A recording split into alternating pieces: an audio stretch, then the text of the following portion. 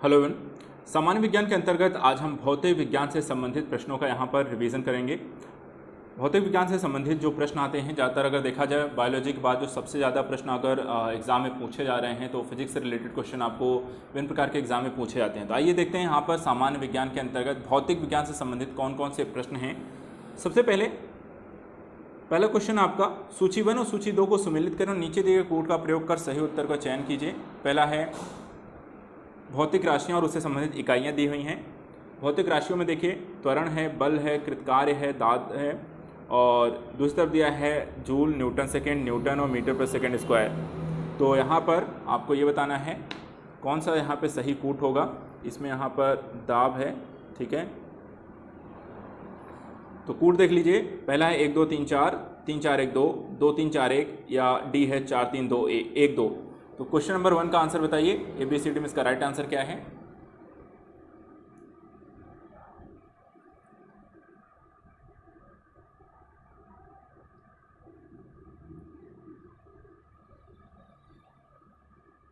चलिए आइए देखते हैं इसका आंसर क्या है। पहले नंबर का क्वेश्चन का आंसर सभी लोग यहाँ पर डी टिक कर लीजिए। पहले का आंसर है आपका डी है यहाँ पे।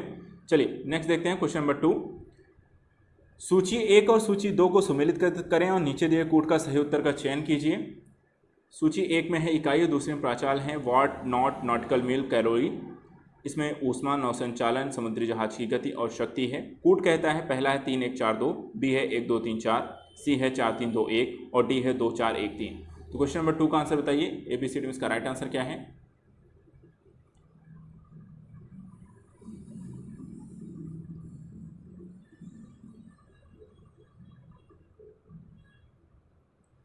चलिए आंसर चेक करते हैं क्वेश्चन नंबर 2 का देखिए आंसर है आपका सी। टिक कर लीजिए सभी लोग। शक्ति का मात्रक यहाँ पे जूल प्रति सेकंड होता है जिसमें वाट कहते हैं। समुद्री जहाज की गति जो होती है नॉटिकल मील में हम यहाँ पर मापते हैं और कैलोरी जो ऊष्मा होती है वो उसकी आपको कैलोरी जो होती है वो ऊष्मा की मापन इकाई है। तो आंसर है आपका सी।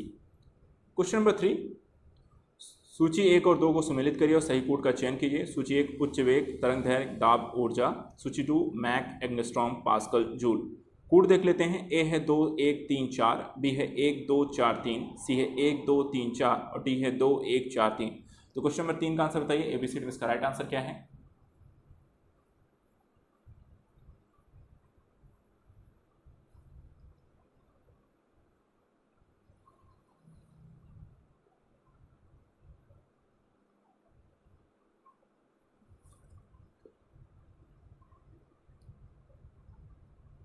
चलिए आंसर चेक करते हैं क्वेश्चन नंबर 3 का। देखिए 3 का आंसर आपका सी है। सभी लोग यहाँ पे ध्यान दीजिए, आंसर है आपका सी। द्रव्य यांत्रिकी के संदर्भ में मैक संख्या किसी माध्यम के सापेक्ष वस्तु के वेग तथा माध्यम में ध्वनि की चाल का अनुपात है। उच्च वेग प्रदर्शित करते हैं। तरंग दैर्घ्य का मान एंगस्ट्रॉम है जबकि ताप का मात्रक आपका पास्कल और ऊर्जा के यहाँ पे जूल होता है। तो आंसर है आपका सी। क्वेश्चन नंबर 4, सूची 1 और 2 को सम्मिलित किया और सही कूट का चयन कीजिए। क्यूसेक, बाइट, रिक्टर, बार। सूची 2 में दाब, भूकंप की तीव्रता, प्रवाह की दर और कंप्यूटर। कूट क्या कहता है? ए है 1 2 3 4, बी है 3 4 2 1, सी है 4 3 2 1 और डी है 3 4 1 2। क्वेश्चन नंबर 4 का आंसर बताइए। ABCD में इसका राइट आंसर क्या है?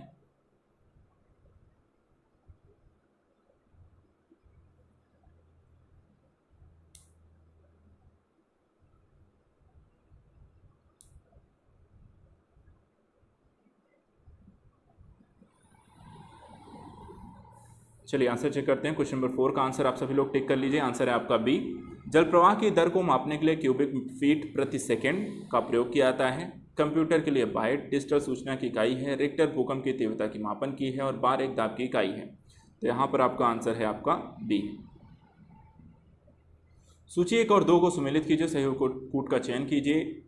एक तरफ सूची में उपकरण, दूसरी तरफ मापन की इकाई दी गई हैं। एमीटर, हाइग्रोमीटर, स्प्रिंगतुला, बैरोमीटर।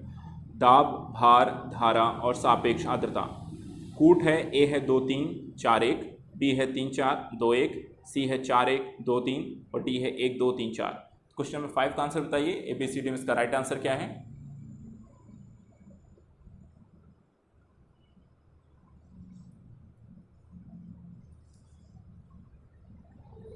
चलिए आंसर चेक करते हैं। क्वेश्चन नंबर 5 का आंसर सभी लोग टिक करिए। आंसर है आपका बी है। एमीटर से किसी भी विद्युत परिपथ में प्रवाहित होने वाली विद्युत धारा का मापन किया जाता है। हाइग्रोमीटर से वायुमंडल की आपेक्षिक आर्द्रता को मापते हैं। स्प्रिंग तुला से किसी वस्तु के भार का मापन किया जाता है और बैरोमीटर से वायुदाब मापा जाता है। तो आंसर है आपका बी। क्वेश्चन नंबर 6, निम्नलिखित में कौन सा एक सही सुमेलित है? ओडोमीटर वाहनों के पहियों द्वारा तय की गई दूरी मापने का यंत्र, ओंडोमीटर विद्युत चुंबकीय तरंगों की आवृत्ति मापने का यंत्र, ऑडियोमीटर ध्वनि तीव्रता मापक यंत्र और एमीटर विद्युत शक्ति मापक यंत्र। तो क्वेश्चन नंबर 6 का आंसर बताइए, इसमें कौन सा एक सही सुमेलित है? नहीं है। Question number 6।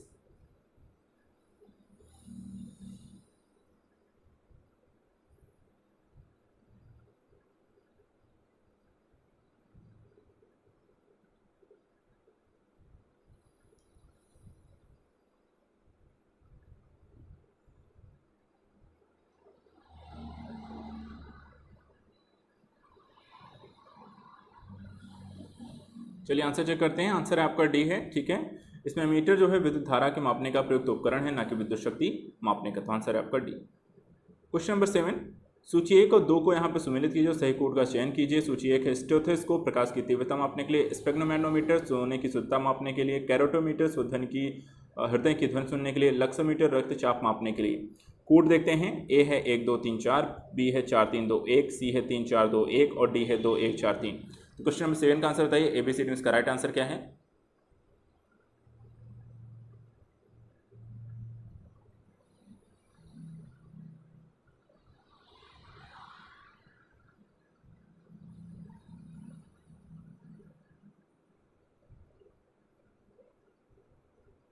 चलिए आंसर चेक करते हैं क्वेश्चन नंबर 7 का सभी लोग यहाँ पे आंसर टिक करिए। सी है स्टेथोस्कोप की सहायता से हृदय की धड़कन, स्पेग्नोमीटर की से रक्तचाप, कैरोटोमीटर की सहायता सोनिक शुद्धता और लक्सोमीटर का उपयोग प्रकाश की तीव्रता मापने के लिए किया जाता है। तो आंसर है आपका सी। नेक्स्ट है, निम्नलिखित में से कौन सुमेलित नहीं है? ए मैनोमीटर दाब, कार्बोरेटर आंतरिक दहन इंजन, कार्डियोग्राम हृदय गति और सिस्मोमीटर पृष्ठतल की वक्रता। क्वेश्चन नंबर 8 का आंसर बताइए।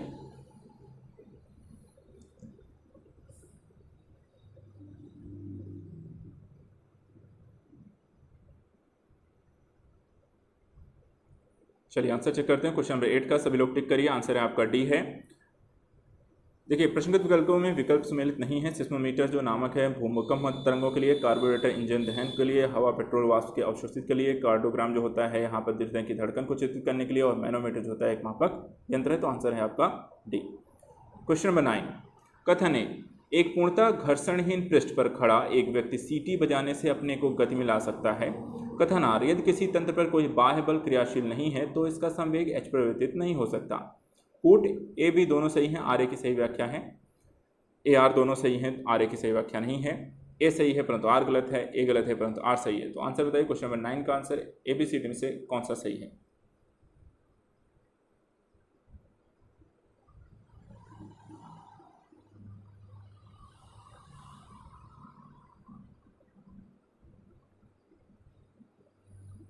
चलिए आंसर चेक करते हैं क्वेश्चन नंबर 9 का। आंसर सभी लोग टिक करिए। आंसर है आपका बी। घर्षणहीन पृष्ठ पर कोई भी व्यक्ति गति नहीं कर सकता क्योंकि किसी भी प्रकार की गति के लिए घर्षण आवश्यक है। हालांकि पूर्णतः घर्षण सहित सतह पर कोई व्यक्ति सीटी बजाकर अपने को गति में ला सकता है। सीटी बजाने के लिए व्यक्ति एक दिशा में हवा छोड़ेगा जिसके परिणाम स्वरूप विपरीत दिशा में वह गति को करने लगेगा। संवेग संरक्षण के सिद्धांत का उल्लेख है जो कि पूर्णतः सत्य है। तो आंसर है आपका बी। क्वेश्चन नंबर 10, सड़क पर चलने की अपेक्षा बर्फ पर चलना कठिन है क्योंकि ए बर्फ सड़क से सख्त होती है, सड़क बर्फ से सख्त होती है। जब हम अपने पैर से धक्का देते हैं तो बर्फ कोई प्रतिक्रिया व्यक्त नहीं करता है।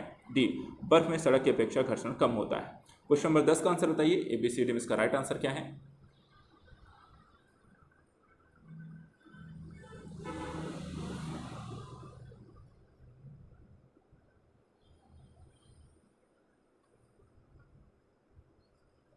चलिए आंसर चेक करते हैं। क्वेश्चन नंबर 10 का आंसर है आपका डी है। सड़क पर चलने में हमें आसानी इसलिए होती है क्योंकि पृथ्वी पर उसकी सतह खुरदुरी होती है, घर्षण बल उत्पन्न होता है, सतह खुरदुरी होने के कारण उस पर पैर टिका रहता है और पृथ्वी को पेशे को ढकेलने पर न्यूटन के तृतीय नियम के अनुसार हमें आगे बढ़ जाते हैं। इसके विपरीत बर्फ में सड़क की अपेक्षा घर्षण कम होने के कारण उस पर चलना कठिन है और सड़क चलने की तुलना में आपका ज़्यादा कठिन आपको बर्फ में होता है। तो आंसर है आपका बी। क्वेश्चन नंबर 11, ऊर्जा संरक्षण का आशय है ए ऊर्जा का सृजन और विनाश, बी ऊर्जा का सृजन, सी ऊर्जा का सृजन नहीं हो सकता परंतु विनाश हो सकता है, डी ऊर्जा ना तो सृजन हो सकती है ना विनाश हो सकती है। क्वेश्चन नंबर 11 का आंसर बताइए। ABCD में इसका राइट आंसर क्या है?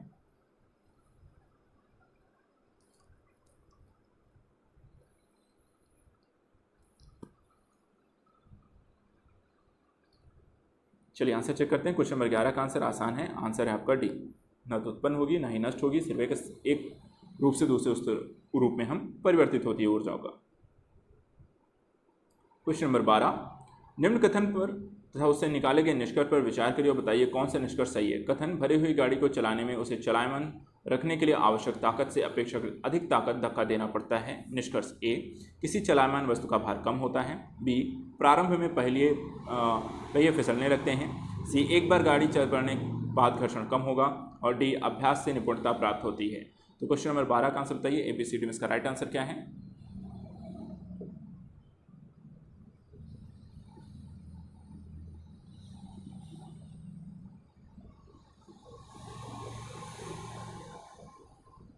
चलिए आंसर चेक करेंगे क्वेश्चन नंबर 12 का। देखिए 12 का आंसर आपका है सी, ठीक है, 12 का आंसर है आपका सी। भरी हुई गाड़ी को चलाने में उसे चलायमान रखने के लिए आवश्यक बल से अपेक्षाकृत अधिक बल लगाना पड़ता है, क्योंकि एक बार गाड़ी चल देने के बाद इसमें घर्षण कम होता है। तो आंसर है आपका सी। क्वेश्चन नंबर 13, अंतरिक्ष यात्री निर्वात में सीधे खड़े नहीं रह सकते हैं क्योंकि ए, गुरुत्व नहीं होता। बी, वायुमंडल में श्यानता बल बहुत तीव्र होती है। सी, सौर वायु ऊपर की ओर बल लगाती है। डी, वायुमंडलीय दबाव कम होता है। क्वेश्चन नंबर 13 का आंसर बताइए, अंतरिक्ष यात्री निर्वात में सीधे नहीं खड़े रह सकते क्योंकि।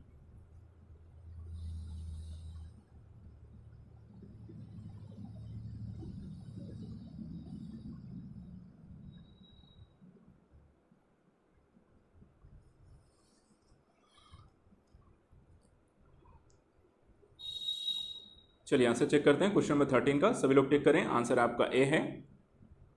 अंतरिक्ष में कम गुरुत्व के चलते अंतरिक्ष यात्री सीधे खड़े नहीं रह पाते हैं। कम गुरुत्व में लंबे अंतरिक्ष अभियानों में अंतरिक्ष यात्रियों को पेशीय क्षय और अस्थियों के घनत्व में कमी का सामना करना पड़ता है। अस्थि घनत्व कम होने से अस्थियां कमजोर हो जाती हैं। तो आंसर है आपका ए। क्वेश्चन नंबर 14, पीसा की झुकी हुई मीनार गिर नहीं जाती है क्योंकि वह शीर्ष भाग में पतली हो गई है। वह बड़े तल क्षेत्रफल को आच्छादित करती है। इसका गुरुत्वाकर्षण केंद्र निम्नतम स्थिति में रहता है। गुरुत्व केंद्र से जाने वाली ऊर्ध्वाधर लाइन तल के अंदर रहती है। तो क्वेश्चन नंबर 14 का आंसर बताइए, ABCD में इसका राइट आंसर क्या है।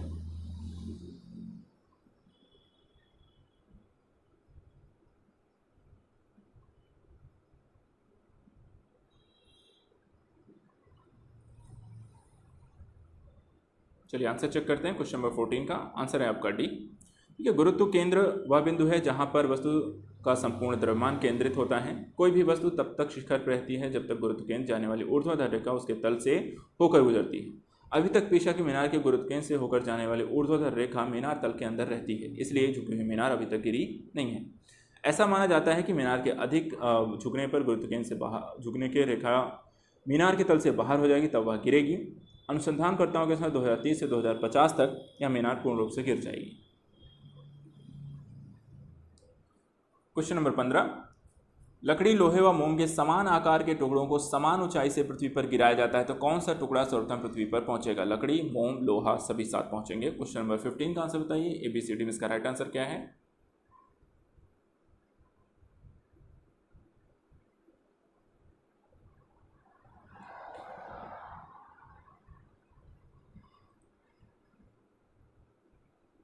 चलिए आंसर चेक करते हैं। क्वेश्चन नंबर 15 का आंसर सभी लोग, जहां पर आंसर आपका डी है। आदर्श परिस्थितियों में वायु प्रतिरोध को नगण्य समान ऊंचाई से गिराए जाने पर यह लकड़ी, मोम और लोहे के समान आकार के टुकड़े एक साथ पृथ्वी पर पहुंचेंगे, क्योंकि सब यहाँ पर समान गुरुत्वीय त्वरण पर कार्य करेंगे। आंसर है आपका डी। क्वेश्चन नंबर 16, एक पिंड का अधिकतम भार निम्नलिखित में से किस में होगा।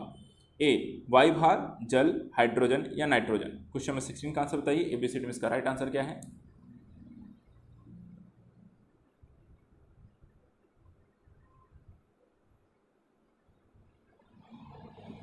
चलिए आंसर चेक करते हैं क्वेश्चन नंबर 16 का। आंसर देखिए आपका है सी, किसी पिंड का द्रव्यमान सदैव नियत रहता है और उसके दो भार चीज़ों पर निर्भर करता है, गुरुत्व बल और पिंड पर लगने वाला उत्क्षेपक बल। दिए गए विकल्प में हाइड्रोजन सबसे हल्का है और विरल माध्यम में उसके द्वारा लगाया गया उत्क्षेप बल सबसे कम होगा, अतः पिंड का भार यहाँ पर हाइड्रोजन में सर्वाधिक होगा। आंसर है आपका सी। क्वेश्चन नंबर 17, यदि पृथ्वी गुरुत्वाकर्षण बल अचानक लुप्त हो जाए तो निम्न में से कौन सा परिणाम सही होगा। वस्तु का भार शून्य होगा परंतु द्रव्यमान वही रहेगा। वस्तु का भार शून्य हो जाएगा परंतु भार वही रहेगा। वस्तु का भार तथा द्रव्यमान दोनों शून्य हो जाएंगे, वस्तु का द्रव्यमान बढ़ जाएगा। तो आंसर है क्वेश्चन नंबर 17 का आंसर बताइए, ABCD में इसका राइट आंसर क्या है।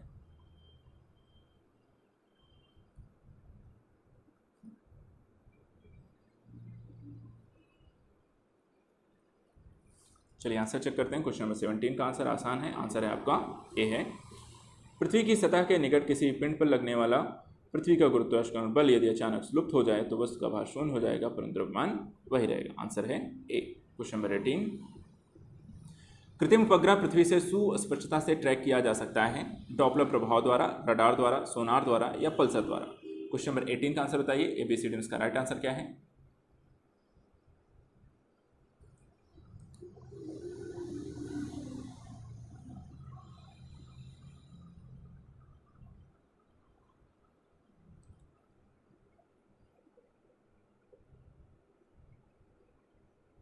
चलिए आंसर चेक करते हैं। क्वेश्चन नंबर 18 का आंसर सभी लोग टिक करेंगे, आंसर है आपका ए। कृत्रिम उपग्रह पृथ्वी से डॉपलर ट्रैकिंग द्वारा सुस्पष्टता से ट्रैक किया जा सकता है या ट्रैकिंग ट्रांसमिशन व रिसीवर की सहायता से की जाती है। डॉपलर प्रभाव सुस्पष्टता से ट्रैकिंग संभव होती है, तो आंसर है आपका ए। क्वेश्चन नंबर 19, अपने कक्ष में एक उपग्रह पृथ्वी के चक्कर लगाता रहता है, वह ऐसा निम्न में से किस कारण करता है? आप केंद्रीय बल, केंद्राभिमुखी बल, गुरुत्वाकर्षण बल या इसकी कमी और कोई अन्य बल। क्वेश्चन नंबर 19 का आंसर बताइए। एबीसीडी में इसका राइट आंसर क्या है?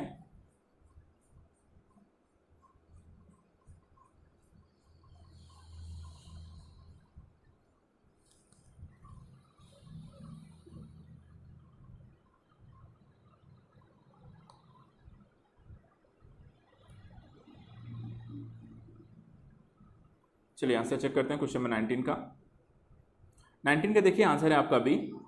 उपग्रह अपने कक्ष में विकेंद्र बल के कारण पृथ्वी का चक्कर यहाँ पे लगाता रहता है। सभी लोग यहाँ पे आंसर टिक कर लीजिए, आंसर है आपका बी। क्वेश्चन नंबर 20, प्रकृति के ज्ञात बलों को 4 वर्गों में विभाजित किया जा सकता है, जैसे कि गुरुत्व, विद्युत, चुंबकत्व, दुर्बल नाभिकीय बल और प्रबल नाभिकीय बल। उनके संदर्भ में निम्नलिखित कथनों पर विचार करें और कौन सा कथन सही है। पहला ए है, गुरुत्व चारों में सबसे प्रबल है, गुरुत्व बल चारों बलों में सबसे प्रबल है। बी है, विद्युत चुंबकित्व सिर्फ विद्युत आवेश वाले कणों पर किया जा सकता है। सी है, दुर्बल नाभिकीय बल विकर्ण नाभिकता का कारण है। डी है, प्रबल नाभिकीय बल परमाणु के केंद्रक में प्रोटॉनों और न्यूट्रॉनों को धारित किए रखता है। क्वेश्चन नंबर 20 का आंसर बताइए। एबीसीडी में इसका राइट आंसर क्या है?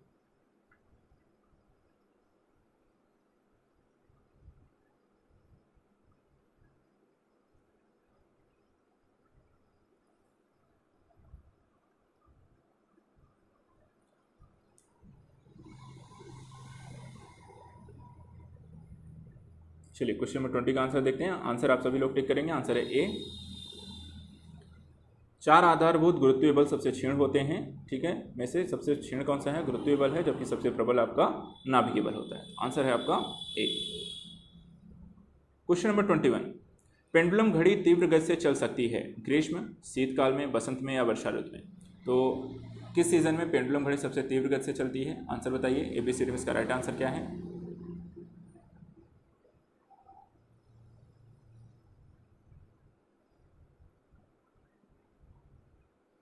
चलिए आंसर चेक करते हैं। क्वेश्चन नंबर 21 का आंसर सभी लोग टिक करिए, आंसर है आपका बी है। ठीक है, क्या है? बी है। पेंडुलम घड़ी शीतकाल में तेजी से चलती है क्योंकि इस आवर्त तथा आवर्तकाल घट जाता है। ग्रीष्मकाल में इसका आवर्त पथ तथा आवर्तकाल यहाँ पे बढ़ जाएगा और फलस्वरूप यहाँ पर पेंडुलम जो होती है ग्रीष्मकाल में धीरे चलेगी और सुस्त हो जाएगी। क्वेश्चन नंबर 22, यदि साबुन के 2 भिन्न भिन्न व्यास बुलबुलों को एक नली के द्वारा एक दूसरे के संपर्क में लाया जाए तो क्या घटित होगा? ए, दोनों बुलबुलों का आकार वही रहेगा। बी, छोटा बुलबुला और छोटा व बड़ा बुलबुला और बड़ा हो जाएगा। सी, समान आकार प्राप्त करने के लिए छोटा बुलबुला बड़ा व बड़ा बुलबुला छोटा हो जाएगा। और डी, दोनों बुलबुले संपर्क में ही आते ही फट जाएंगे। क्वेश्चन नंबर 22 का आंसर बताइए। एबीसीडी में इसका राइट आंसर क्या है?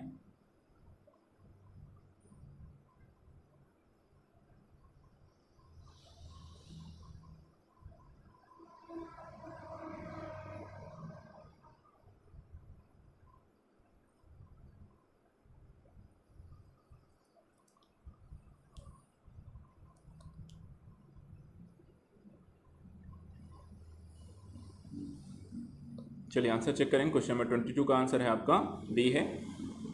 किसी बुलबुले का आकार उसमें भरी गैस के दबाव तथा पानी की फिल्म की त्रिज्या तथा मोटाई पर निर्भर करता है। छोटे बुलबुले में गैस का दबाव बड़े बुलबुले की अपेक्षा अधिक होता है, अतः नली में एक दूसरे संपर्क में लाए जाने पर छोटा बुलबुला और छोटा जबकि बड़ा बुलबुला और बड़ा हो जाएगा। आंसर है आपका बी। क्वेश्चन नंबर 23, निम्नलिखित में किसी एक के लिए केशकत्व एक मात्र कारण नहीं है। स्याही का सूखना, भूमिगत जल का ऊपर चढ़ना, सूती कपड़े पर जल की बूंद का फैलना, पौधे की जड़ों से जल का इसके पर्ण समूह की ओर बढ़ना। क्वेश्चन नंबर 23 का आंसर बताइए। एबीसीडी में इसका राइट आंसर क्या है?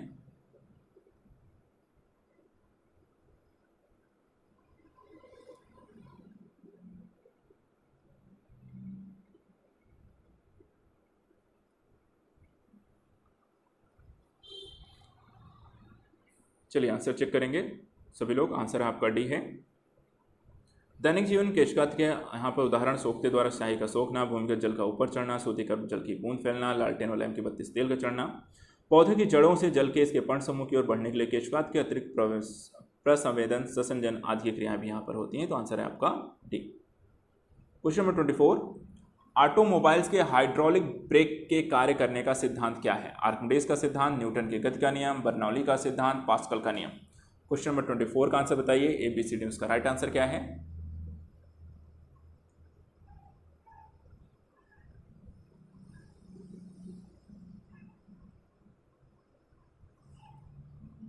चलिए आंसर चेक करिए। क्वेश्चन नंबर 24 का मिलान करिए। आंसर है आपका डी है। Hydraulic brake, hydraulic press, hydraulic lift pascal नियम पर आधारित हैं। पास्कल नियम के अनुसार यदि गुरुत्वीय प्रभाव के नगण्य माना जाए तो संतुलन की अवस्था में किसी द्रव के भीतर प्रत्येक स्थान पर समान दबाव रहता है। तो आंसर है आपका डी। क्वेश्चन नंबर 25, शीतकाल में जब झील की ऊपरी सतह पर पानी बर्फ में बदल जाता है फिर भी जलीय जंतु जीवित रह जाते हैं क्योंकि वे बर्फ में सांस ले सकते हैं। बी, उनके अंदर काफ़ी मात्रा में ऑक्सीजन संचित रहती है। डी, उनके शरीर की बनावट इस प्रकार है कि वे ऑक्सीजन के बिना रह सकते हैं। डी, पानी का घनत्व जो होता है 4 डिग्री सेल्सियस सबसे कम अधिक होता है जिससे बर्फ की ऊपरी सतह के नीचे पानी रहता है। तो आंसर है आपका 25 का आंसर बताइए। एबीसीडी में इसका राइट आंसर क्या है?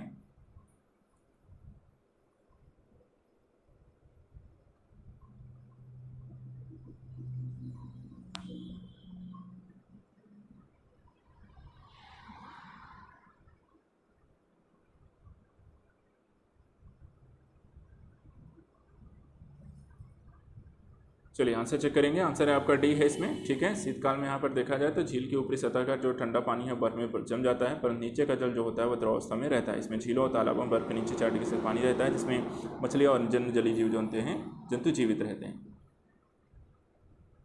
क्वेश्चन नंबर 26, लोहे का एक गोला पारद पर तैरता है किंतु पानी में डूब जाता है। लोहे का अपेक्षित घनत्व पारद के अपेक्षित घनत्व से अधिक होता है। कथन और कारण को ए और बी दोनों सही हैं, आर ए का सही स्पष्टीकरण है, ए आर दोनों सही हैं, आर ए का सही स्पष्टीकरण नहीं है। ए सही है, आर गलत है, ए गलत है, आर सही है। क्वेश्चन नंबर 26 का आंसर बताइए। एबीसीडी में इसका राइट आंसर क्या है?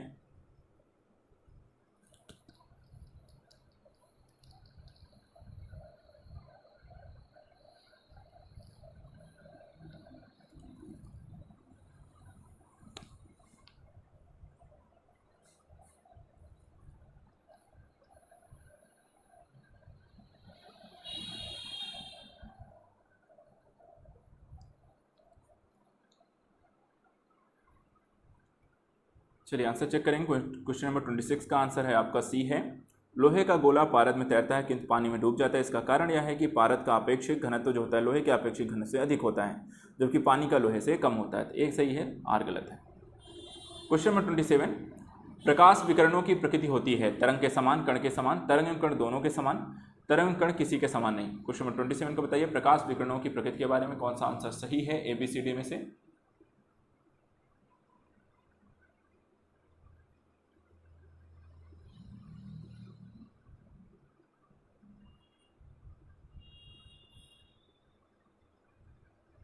चलिए आंसर चेक करिए। क्वेश्चन नंबर 27 का आंसर है आपका सी। प्रकाश दोहरी प्रकृति प्रदर्शित करता है, कभी कण के समान कभी तरंग के समान। प्रकाश के कुछ गुणों जैसे व्यतिकरण, विवर्तन, ध्रुवण व्याख्या प्रकाश की प्रकृति के तरंग मानकर की जाती है जबकि कुछ यहाँ पर अन्य गुणों जैसे प्रकाश विद्युत प्रभाव, काम्पटन प्रभाव आदि की व्याख्या यह मानकर की जाती है प्रकाश ऊर्जा के छोटे छोटे यहाँ पर पैकेटों से मिलकर बना है। तो आंसर है आपका सी। क्वेश्चन नंबर 28, जब प्रकाश की किरण सघन माध्यम से विरल माध्यम में गमन करती है तो इसकी चाल बढ़ जाती है तथा यह अभिलंब से दूर हट जाती है। बी, इसकी चाल बढ़ जाती है, यह अभिलंब की ओर झुक जाती है। सी, इसकी चाल घट जाती है तथा अभिलंब से दूर हट जाती है। और डी, इसकी चाल घट जाती है, अभिलंब की ओर झुक जाती है। तो आंसर बताइए क्वेश्चन नंबर 28 का राइट आंसर क्या है एबीसीडी में से?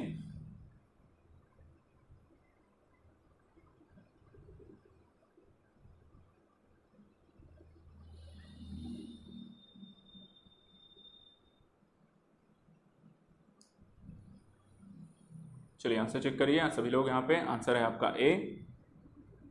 जब प्रकाश की किरण सघन माध्यम से विरल माध्यम की ओर गमन करती है तो चाल बढ़ जाती है और अवलंब से दूर हट जाती है। ज्ञातव्य है जब कोई प्रकाश किरण विरल माध्यम से सघन माध्यम प्रवेश करेगी तो अवलंब की ओर झुक जाएगी। तो आंसर है आपका ए।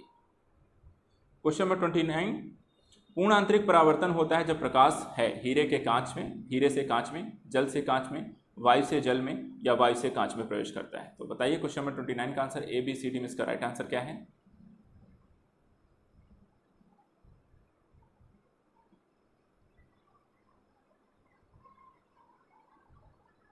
चलिए आंसर चेक करिए क्वेश्चन का 29 का सभी लोग। यहाँ पर आंसर है आपका ए। जब प्रकाश की किरण सघन माध्यम से विरल माध्यम गमन करती है तो आपतन कोण के आक्रांतिक कोण से अधिक हो जाता है और आपतित किरण जो होती है सघन माध्यम से वापस लौट आती है, जिसे पूर्ण आंतरिक परावर्तन कहते हैं। प्रश्नगत विकल्पों में हीरे का अपवर्तनांक कांच से अधिक होने के कारण हीरे से कांच में प्रवेश किए जाने के समय पूर्ण आंतरिक परावर्तन होगा। क्वेश्चन नंबर 30, निम्नलिखित कथनों पर विचार कीजिए। तंतु प्रकाशीय पूर्ण आंतरिक परावर्तन सिद्धांत पर आधारित है। दूसरा, प्रकाशिक तंतु संचार तंत्र में ऊर्जा उपभोग अत्यधिक है। सी, प्रकाशिक तंतु संचार रेडियो आवृत्ति अवरोध से युक्त है। फोर्थ, भारत में प्रकाशिक तंतु के निर्माण में रिलायंस उद्योग सन्नत है। इन कथनों में कौन सा सही है? 1 2 3, बी है 1 2 4, सी है 1 3 4 और डी है 2 3 4। तो क्वेश्चन नंबर 30 का आंसर बताइए ABCD में इसका राइट आंसर क्या है?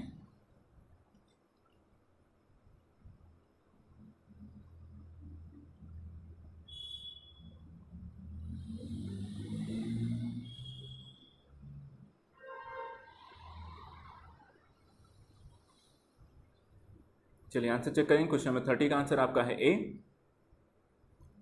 प्रकाश तंतु या ऑप्टिकल फाइबर सिलिका से बनी पतली बेलनाकार नलिकाएं होती हैं जो प्रकाश के पूर्ण आंतरिक परावर्तन सिद्धांत पर कार्य करती हैं। इसमें प्रकाश ऊर्जा किसी प्रकार क्षय नहीं होता है। प्रकाशिक तंतु संचार तंत्र में ऊर्जा उपभोग अत्यधिक कम होगा। यह वैद्युत चुंबकीय अवरोध और रेडियो आवृत्त अवरोध से मुक्त होंगे। वर्ष 2000 में स्टरलाइट कंपनी के द्वारा भारत में प्रकाशिक तंतु का निर्माण यहाँ पर किया गया और न कि यहाँ पर रिलायंस उद्योग के द्वारा।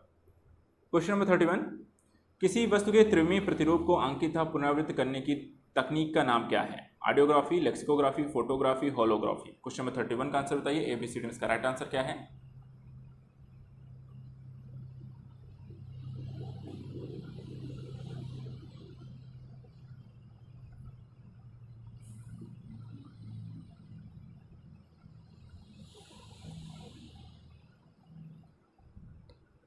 चलिए आंसर चेक करेंगे। क्वेश्चन नंबर 31 का आंसर है आपका डी। होलोग्राफी एक तकनीक है जिसमें लेजर किरणों के द्वारा फोटोग्राफी से किसी वस्तु का त्रिआयामी चित्र बनाया जाता है। होलोग्राफी ध्वनि, प्रकाश और किसी भी तरंग के साथ कार्य करती है और यह बहुधा उपयोग अभिलेखों को संचित करने का माइक्रोफिश में भी करती है। इसका उपयोग वास्तविक त्रिआयामी चलचित्र भी तैयार किए जाते हैं। तो आंसर है आपका डी। क्वेश्चन नंबर 32, नीचे दो वक्तव्य दिए गए हैं जिनमें एक को कथन और दूसरे कारण कहा गया है। कथन ए, हीरा अपने ही आकार के अनुकारी कांच से अधिक झिलमिलाता है। कारण, हीरे का अपवर्तनांक कांच के अपवर्तनांक से कम होता है। उपर्युक्त दोनों वक्तव्यों में से कौन सा यहाँ पे सही है? ए सही है, ए आर दोनों सही हैं, आर ए की सही व्याख्या है। ए आर दोनों सही हैं, आर ए की सही व्याख्या नहीं है। ए सही है परंतु आर गलत है, आर सही है परंतु ए गलत है।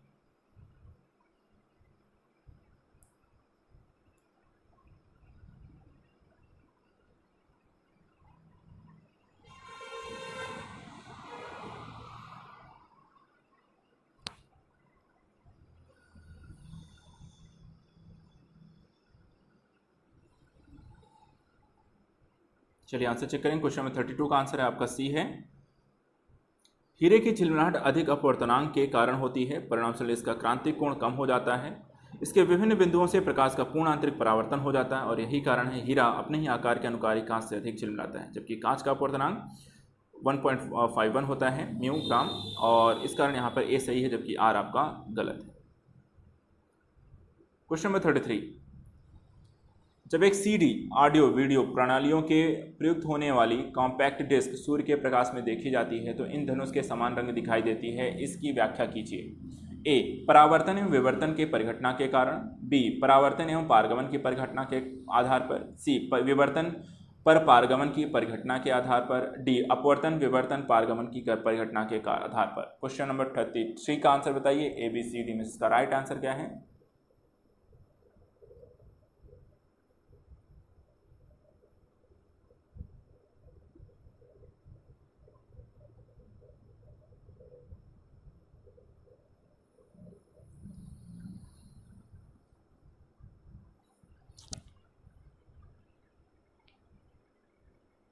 चलिए आंसर चेक करेंगे। क्वेश्चन नंबर 33 का आंसर यहाँ पे सी है। ऑडियो एवं वीडियो प्रणालियों में प्रयुक्त होने वाली कॉम्पैक्ट डिस्क की सतह पर सुरक्षात्मक लैकर कोटिंग हो जाती है और जो कि यहाँ पर भांति कार्य करती है, फिल्म की एक थिन फिल्म की भांति कार्य करती है जो परावर्तन एवं विवर्तन की परिघटना के लिए जिम्मेदार होती है। यही सीडी को सूर्य के प्रकाश में देखने पर इंद्रधनुषी रंग दिखाई देता है। क्वेश्चन नंबर 34, क्या मुख्य कारण है कि जबकि एक आंख की अपेक्षा दो आंखों का होना अधिक उपयुक्त है? ए, दोनों आंखों के कारण आसानी से पहचाने जा सकते हैं।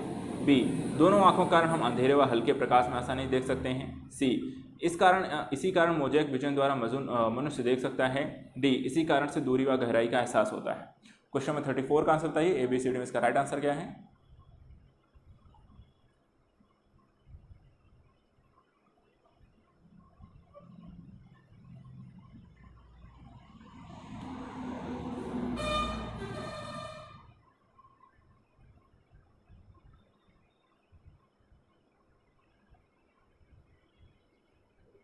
चलिए आंसर चेक करिए। क्वेश्चन नंबर 34 का सभी लोग आंसर है आपका डी, क्योंकि इसी कारण आपको क्या होगा, दो आंखें होने से आपको प्रतिबंधों की प्राप्ति से सम्मित सटीक होती है और गहराई और दूरी का सुगम अनुमान होता है। तो आंसर है आपका डी।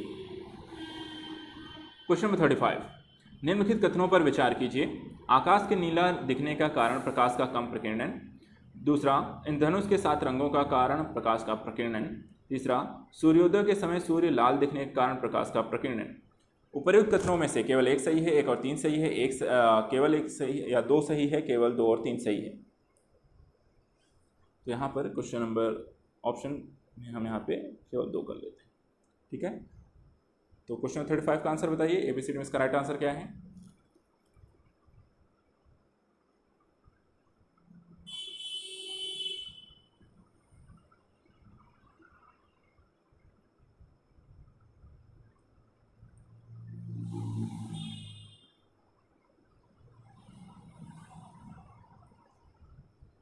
चलिए चेक करते हैं इसका आंसर क्या है। 35 का आंसर है आपका बी।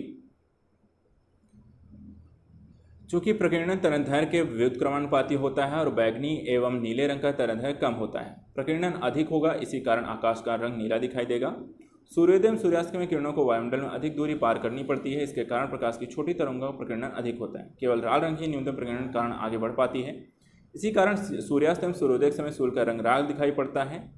वर्षा के बाद बादलों में पानी की छोटी छोटी बूंदें रह जाती हैं जो प्रिज्म की भांति व्यवहार करती हैं, जिनमें प्रकाश विक्षेपित होकर रंगों की पट्टी बनाती है, जिसे इंद्रधनुष कहते हैं। तो आंसर है आपका बी। क्वेश्चन नंबर 36, जब धूप वर्षा की बूंदों पर गिरती है तो इंद्रधनुष बनता है, इसके लिए निम्न कौन सी भौतिक घटनाएं जिम्मेदार है? परिक्षेपण, अपवर्तन, आंतरिक परावर्तन। नीचे दिए कूट का में से सही कूट का चयन कीजिए। केवल 1 और 2, केवल 2 और 3, 1 और 3, 1 2 3। क्वेश्चन नंबर 36 का आंसर बताइए। ABCD में इसका राइट आंसर क्या है?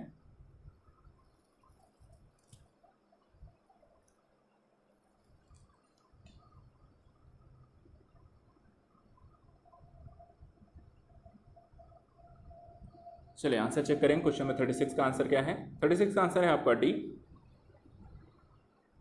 परावर्तन एवं पूर्ण आंतरिक परावर्तन अपवर्तन के द्वारा वर्ण विक्षेपण सबसे अच्छा उदाहरण इंद्रधनुष है। जब वर्षा की बूंदों पर आपतित होने वाली सूर्य किरणें 2 बार अपवर्तनांक और 1 बार परावर्तन करती हैं तो प्राथमिक इंद्रधनुष का निर्माण होता है। प्राथमिक इंद्रधनुष में लाल रंग बाहर की और बैगनी रंग अंदर की ओर होता है। आंसर आपका डी। क्वेश्चन नंबर 37 पर आते हैं। दूरदृष्टि दोष वाले व्यक्ति के संबंध में निम्नलिखित कथनों में से कौन सा एक सही है? ए, व्यक्ति दूर के पिंडों को स्पष्ट देख सकता है। बी, लेंस का नाभ्यांतर अधिक होता है। सी, निकट से पिंडों का प्रतिबिंब रेटिना के पीछे फोकस होता है। डी, इस दोष को ठीक करने के लिए अवतल लेंस का उपयोग किया जाता है। क्वेश्चन नंबर 37 का आंसर बताइए। ABCD में इसका राइट आंसर क्या है?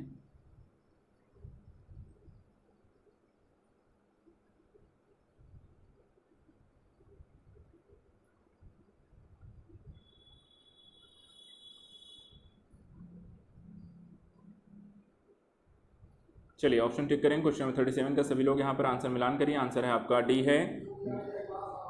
दूरदृष्टि दोष पीड़ित व्यक्ति के निकट की वस्तुओं पर दृष्टि संकेत करने परेशानी होती है। दोष आंख मुख्य के पुतली के अधिक छोटे होने के कारण, कॉर्निया के अधिक समतल होने के कारण उत्पन्न होता है। इस दोष को ठीक करने के लिए उत्तल लेंस का हम प्रयोग करते हैं। ठीक है, तो आज के लिए यहाँ पर इतना ही। नेक्स्ट में हम यहाँ पर बहुत रसायन विज्ञान संबंधित प्रश्नों को यहाँ पर देखेंगे। आप रिवीजन करते रहिए ज़्यादा से ज़्यादा प्रश्नों का, और जो भी यहाँ पे समस्या आती है उसका रिवीजन क्वेश्चन के बाद जो भी टॉपिक्स आपको नहीं क्लियर हुए हैं उनका रिवीजन ज़्यादा से ज़्यादा करिए। तो आज के लिए इतना ही। Thank you so much and good luck.